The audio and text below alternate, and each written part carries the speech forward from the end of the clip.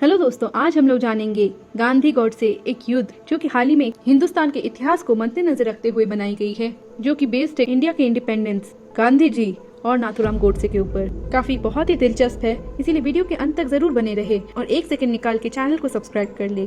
Film शुरुआत होती है उस टाइम से जब इंडिया और पाकिस्तान का बंटवारा होता है। पाकिस्तान में मुस्लिम लोग हिंदुओं पे अत्याचार कर रहे थे और उसी का बदला लेने के लिए हिंदुस्तान में हिंदू लोग मुस्लिम से बदला ले रहे थे और चारों तरफ अफरा तफरी का माहौल था और चारों तरफ खून खराबा ही हो रहा था। सभी मुसलमान हिंदुओं से छुप छुप के अपनी जान बचा रहे थे। देश हमारा अंग्रेजों से तो आजाद हो गया था, लेकिन एक अलग ही जंग छिड़ गई थी। उस समय के प्राइम मिनिस्टर इंडिया के जवाहरलाल नेहरू थे। पाकिस्तान के बंटवारे में एक समझौता हुआ था, पाकिस्तान को 55 करोड़ रुपए दिया जाएगा और इसी का डिमांड पाकिस्तान बार बार नेहरू जी से कर रहे थे। अंग्रेज भी गांधी जी पे दबाव डाल रहे थे पैसा देने के लिए। तब गांधी जी काफी टूट गए थे, क्योंकि देश में सभी लोग यही सोच रहे थे कि गांधी जी ने बंटवारा करवाया है इंडिया और पाकिस्तान का। सभी हिंदू और सिख लोग गांधी जी को बहुत बुरा भला कह रहे थे। तो गांधी जी मन ही मन बहुत ही टूट जाते हैं, क्योंकि उन्होंने देश की आजादी के लिए बहुत कुछ किया था। तभी नाथूराम गोडसे बहुत ही भड़क जाते हैं कि पाकिस्तान में हिंदुओं के साथ बुरा भला किया जा रहा है। बहुत सारे डरे हुए सहमे हुए मुस्लिम्स गांधी जी से मदद मांगते हैं, हमें बचा लीजिए। और गांधी जी मुस्लिम्स को बचाने के लिए एक निर्णय लेते हैं। वो खाना पीना छोड़ के धरना पे बैठ जाते हैं। गांधी जी चाहते थे कि हिंदू मुस्लिम सिख ईसाई सब मिलजुल के आपस में रहे, पुरानी सारे बातें भूल के, लेकिन अभी भी देश का घाव भरा नहीं था। गांधी जी धरने पे बैठने की वजह से सरकार एक निर्णय लेती है कि मुस्लिम के इलाके से हिंदुओं को खाली करवा देंगे। फिर हिंदू लोग वहाँ से बेघर हो जाते हैं, जिससे नाथूराम गोडसे काफी ज्यादा गुस्सा हो जाते हैं और नाथूराम के अंदर गांधी जी के प्रति काफी ज्यादा नफरत भरने लगता है।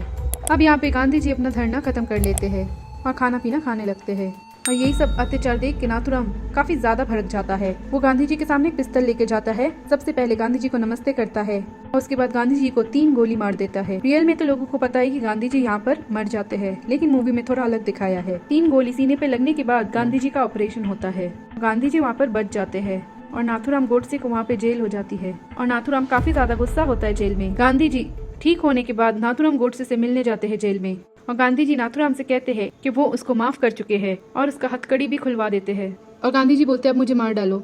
नाथूराम उस समय गांधी जी को नहीं मारता है, जिसपे नाथूराम बोलता है कि वो किसी का एहसान नहीं चाहता है। गांधी जी सब कुछ छोड़ छाड़ के बिहार में रहने चले जाते हैं, एक छोटे से गांव में, ताकि देश के अंदर की प्रॉब्लम को जान सके। गांधी जी अब जिंदा बच गए, ये कुछ धर्म के ठेकेदारों को हजम नहीं हुई। गांधी जी उन्हें खतरा नजर आते हैं, जिसकी वजह से गांधी जी को मारने के लिए बिहार तक वो लोग आदमी भेजते हैं। गांधी जी बिहार में किसी भी पुलिस प्रोटेक्शन लेके नहीं गए थे। गांधी जी ने सारे पुलिस ऑफिसर को सख्त मना कर दिया था, क्योंकि वो एक साधारण जीवन जीना चाहते थे। उसी गाँव में एक मुखिया होता है, वो अपने गाँव के नीची कास्ट की लड़कियों के साथ गलत करता है। गांधी जी को ये पता चलता है तो सारे गाँव वालों को इकट्ठा करके वो मुखिया के पास जाता है। वहाँ पे मुखिया नीचे कास्ट की लड़की के साथ गलत कर रहा होता है। गांधी जी वहाँ पर सही समय पर पहुँच जाते हैं। मुखिया को बहुत ज्यादा पहले बेइज्जत करते हैं और सजाए तौर पर गांधी जी कहते हैं उस मुखिया से कि वो उस नीचे कास्ट की लड़की के घर में जाके खाना खाएगा, जिससे मुखिया काफी ज्यादा घबरा जाता है, क्योंकि उसका इज्जत सब चला जाता है। फिर कुछ दिन बीत जाते हैं और गांधी जी को पता चलता है कि किसानों के साथ बहुत गलत हो रहा है। बहुत बड़ा माफिया वहाँ पर आता है और सारे किसानों से बहुत ही सस्ते रेट्स में सामान खरीदता है और शहर में ले जाके बहुत ही ज्यादा रेट्स में बेचता है। किसान को थोड़ा भी प्रॉफिट नहीं हो पा रहा था कि वो अपना गुजारा निकाल पाए। गांधी जी उस शहर की माफिया को रास्ते में रोकते हैं और वो बोलते हैं कि सबको सही हिसाब दो, न्याय दो, लेकिन माफिया भी गांधी जी का बात नहीं मानता है।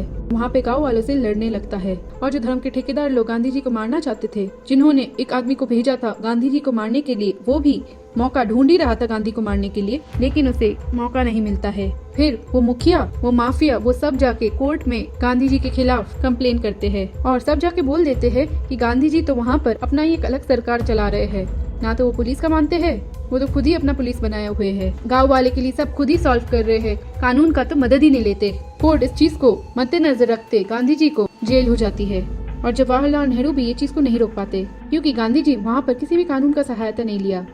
फिर गांधी जी उसी जेल का डिमांड करते हैं जिसमें नाथूराम गोडसे है, तो नेहरू जी की मदद से गांधी जी को वही जेल मिलता है और तो उसी कमरे में भी रखा जाता है जिसमें नाथूराम गोडसे था। अपने कमरे में गांधी जी को देख के नाथूराम पहले बहुत गुस्सा करता है। फिर गांधी जी बोलते वो उसे समझने आए हैं और नाथूराम दीवार पे एक तस्वीर दिखाता है भारत का, जिसमें अखंड भारत का तस्वीर रहता है। नाथूराम कहता है गांधी से वो अखंड भारत देखना चाहता था, लेकिन आपने उसे टुकड़े टुकड़े कर दिए। गांधी जी यहाँ पे बहुत उदास हो जाते हैं और गांधी जी अपना स्टोरी बताते हैं कि उन्होंने इस इंडिपेंडेंस के लिए बहुत लड़े, लेकिन अंग्रेजों ने उनकी एक न सुनी और ना ही उनके अपने लोगों ने सुनी। हिंदू मुस्लिम की इस लड़ाई में किसी ने ये चीज नहीं देखा कि उनकी धरती माँ ही अलग हो जा रही है। नाथूराम गांधी जी के अंदर जितनी भी बुराई थी सब बता देता है। नाथूराम भी समझता है कि सब कुछ गांधी के हाथ में नहीं था। फिर धर्म के ठेकेदार ने जिस आदमी को गांधी को मारने के लिए गाँव में चुना था, वो जेल में आ जाता है गांधी को मारने के लिए। वो भी गांधी को मारने से पहले नमस्ते करता है। वो मारने ही वाला होता है, उतने में नाथूराम गोडसे उसे पकड़ लेता है और गांधी जी को बचा लेता है। इधर गांधी जी पूरी तरीके से रो पड़ते हैं और नाथूराम गोडसे को नमस्ते करते हैं। फिर बहुत समय बाद नाथूराम गोडसे और गांधी जी एक साथ जेल से निकलते हैं। वो दोनों तो एक साथ होके निकले थे, लेकिन यहाँ पर परिस्थिति बदल चुकी थी। लोग बढ़ चुके थे। गांधी के सपोर्टर अलग थे, नाथूराम के सपोर्टर्स अलग थे। बस यही नाथूराम गोडसे को समझ आ जाता है कि बंटवारा जो होता है वो किसी के हाथ में नहीं होता है, क्योंकि गांधी जी अपनी जगह सही थे और नाथूराम अपनी जगह। यही इस पूरे मूवी में समझाया जाता है। तो दोस्तों, आपको ये एक्सप्लेनेशन कैसी लगी? क्या आपने भी ये मूवी देखी है? कमेंट में बताइएगा और अच्छे वीडियोस के लिए चैनल को सब्सक्राइब कर ले।